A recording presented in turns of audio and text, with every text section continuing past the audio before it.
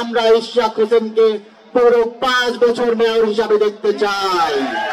ইশরাক হোসেনকে আমার অন্তরস্থল থেকে এবং আমাদের এই ঢাকা 7 আসনের পক্ষ থেকে আন্তরিক শুভেচ্ছা ও অভিনন্দন জানাচ্ছি।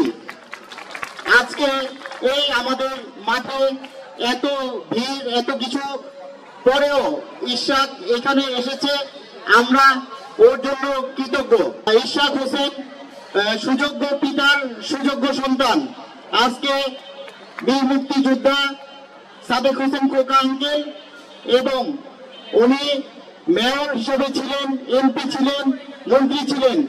এই ঢাকায় আজকে রাস্তাঘাট সবকিছু যা হয়েছে উনার অবদানে হয়েছে। আর উনি এই বিএনপির দলের নেতাকর্মীর জন্য যা যা করেছেন আমার নতুন করে আপনাদেরকে বলার কিছুই নাই, আপনারা সবকিছু জানেন। আপনারা সবাই দোয়া করবেন, আপনারা ইশরাকের জন্য দোয়া করবেন। আজকে কোর্ট ওকে রায় দিয়েছে, আজকে দেখেন নির্বাচন কমিশনও ওকে রায় দিয়েছে মেয়র হওয়ার জন্য। তা আমরা কি মাত্র 15 দিনের জন্য মেয়র হব? না, আমরা কষ্ট করে এই জনগণ ইশরাক হোসেনকে ভোট দিয়েছে, আমরা ইশরাক হোসেনকে পুরো 5 বছর মেয়র হিসাবে দেখতে চাই। আমরা সবাই মিলে আবার আন্দোলন শুরু করব।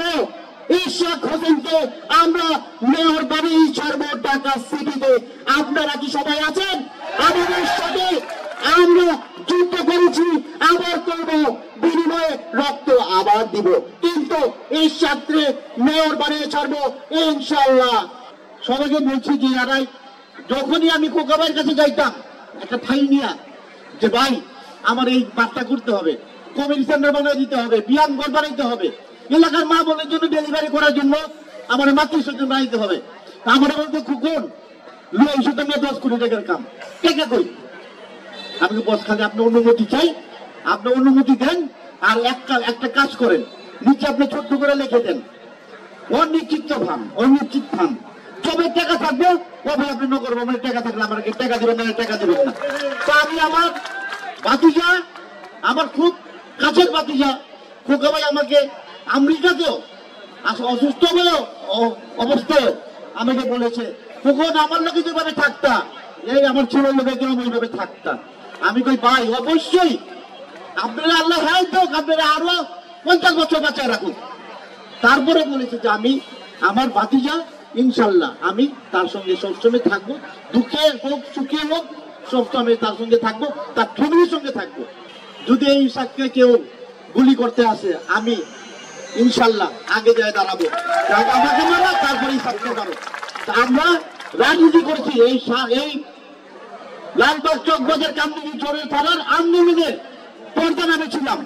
তো আমাদের নেতা কর্মী যা আছে এখানে সবাই জানে, ফজরের আজানের সময় সবাইকে উঠাইতাম, উঠাই আমি আন্দোলন করতাম। এবং আমাদের চেয়ারম্যান সাহেব 22 তারিখের পরে বললো খোকন সাহেব হরতাল হবে। আমি বলি চেয়ারম্যান সাহেব আন্দোলন হবে মানে যদি আমি 20 জন লোক লয়ে আমি হরতাল করে আমি হরতাল করবো, ইনশাল্লাহ আমি হরতাল করছি।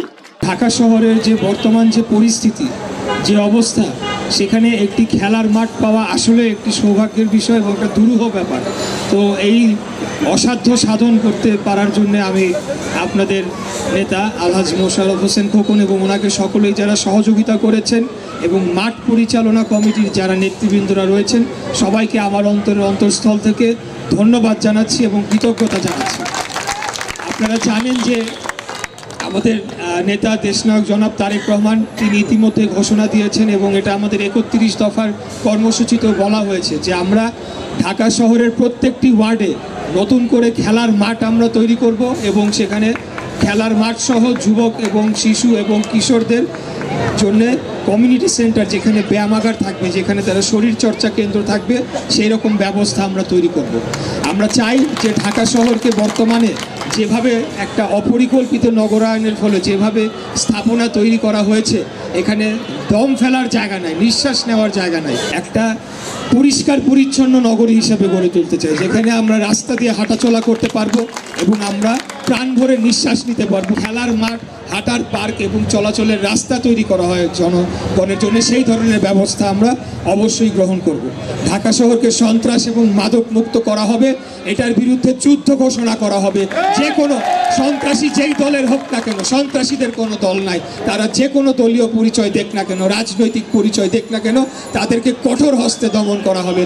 এবং যারা আমাদের যুব সমাজকে মাদকের মাধ্যমে ধ্বংস করছে, তাদেরকে আমরা কঠোর হস্তে দমন করে ঢাকা শহরকে আমরা মুক্ত করবো ইনশাআল্লাহ। এই মাঠটি যারা উদ্বোধন করেছেন, মাঠটি নির্মাণ করেছেন, সবাইকে ধন্যবাদ জানাচ্ছি। আজকে বাংলাদেশ জাতীয় দলের যে খেলোয়াড়রা উপস্থিত হয়েছে, তাদেরকে আমার অন্তরের অন্তঃস্থল থেকে এবং আমার দলের পক্ষ থেকে এবং আমার ঢাকাবাসীর পক্ষ থেকে শুভেচ্ছা এবং ধন্যবাদ এবং কৃতজ্ঞতা জানাচ্ছি। দীর্ঘ সময় ধরে আপনারা আমাদের বক্তব্য শুনছেন এবং আজকে এই খেলার মাঠের উদ্বোধনী অনুষ্ঠানে আপনারা উপস্থিত হয়ে এই অনুষ্ঠানকে আরও গৌরবান্বিত করেছেন। সেটার জন্য আমি জাতীয় দলের খেলোয়াড়দেরকে আবারও ধন্যবাদ জানাচ্ছি। তাদের জন্য একটা করতালি হয়ে যায় আমাদের জাতীয় দলের যারা খেলোয়াড় হয়েছে।